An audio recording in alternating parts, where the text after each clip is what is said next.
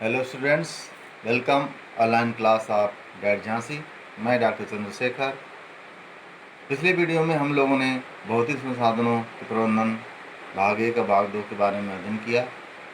आज हम लोग भौतिक संसाधनों का प्रबंधन के भाग 3 के बारे में अध्ययन करेंगे।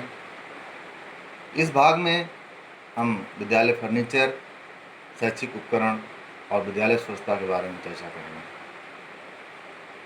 जैसा कि आप जानते हैं कि बिना भौतिक संसाधनों के हम शैक्षिक उद्देश्यों को प्राप्त नहीं कर सकते, तो निश्चित तौर पे इन भौतिक संसाधनों का प्रबंधन विद्यालय में बहुत ही ज़रूरी है।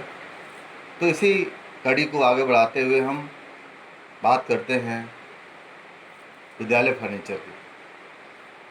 आप जानते हैं कि विद्यालय समाज का लघु रूप है और समाज के ही बच्चे विद्यालय में पढ़ने आते हैं और विद्यालय वैसे बच्चों का निर्माण करता है, बच्चों में उस प्रकार के गुणों का विकास करता है जैसा समाज की आवश्यकता होती है। निश्चित तौर पे बच्चों में गुणों का विकास शिक्षक करता है। शिक्षक पे पूरा दायित्व होता है कि बच्चा कैसा बने, लेकिन उसके साथ साथ अन्य कुछ संसाधन भी होते हैं, उनकी भी अहम भूमिका होती है। जैसे उत्तम पेयजल व्यवस्था, हवादार कमरे, खेल की सुविधाएं इत्यादि। अब हम बात करते हैं कि कुर्सी और मेज़ कैसे होना चाहिए। तो निश्चित तौर पे एक विद्यालय में बच्चों की या कक्षा में बच्चों की संख्या के अनुसार कुर्सी मेज़ होना चाहिए। एक कुर्सी मेज़ पे एक बच्चे को ही बैठने की व्यवस्था होनी चाहिए, क्योंकि ये 2 बच्चे बैठते हैं तो उनका पठन पाठन बाधित होता है। और यदि कुर्सी मेज़ की उत्तम व्यवस्था होगी तो निश्चित रूप से उन बच्चों में, विद्यार्थियों में आसन संबंधी असुविधा नहीं होगी, जिससे उनका शैक्षिक लेवल बढ़ेगा और वो उनका अधिगम अच्छा होगा। एक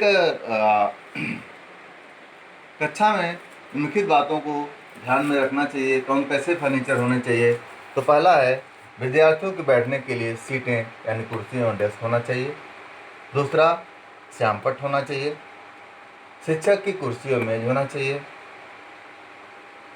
अगला, अलमारियाँ होना चाहिए, बुलेटिन बोर्ड होना चाहिए, स्टैंड होना चाहिए, कूड़ेदान होना चाहिए। इस प्रकार हम लोगों ने एक आदर्श कक्षा में कौन कौन सा फर्नीचर होना चाहिए उसके बारे में बात की।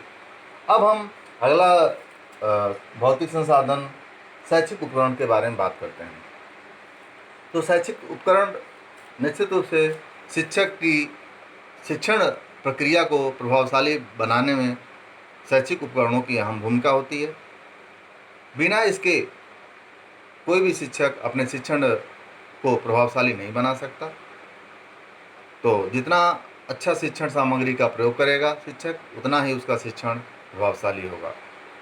तो जैसे भौतिक संसाधनों में या कुर्सी मेज इत्यादि उपकरणों की आवश्यकता होती है, वैसे ही शिक्षण सामग्रियों के भी अधिगम में बहुत ही अहम भूमिका होती है।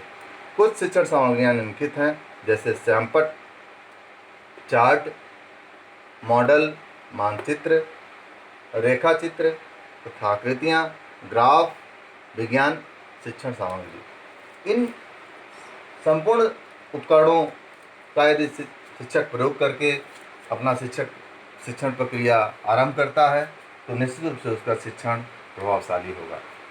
अब बात करते हैं